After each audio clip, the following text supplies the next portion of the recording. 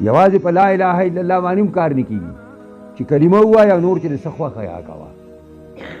نه دا یو شاګرد د استاد نه تپوس وکړو ویل ته خو دونه سخت تقریرونه کوې او ولې دا حدیث کې نه دي راغلي چې دغه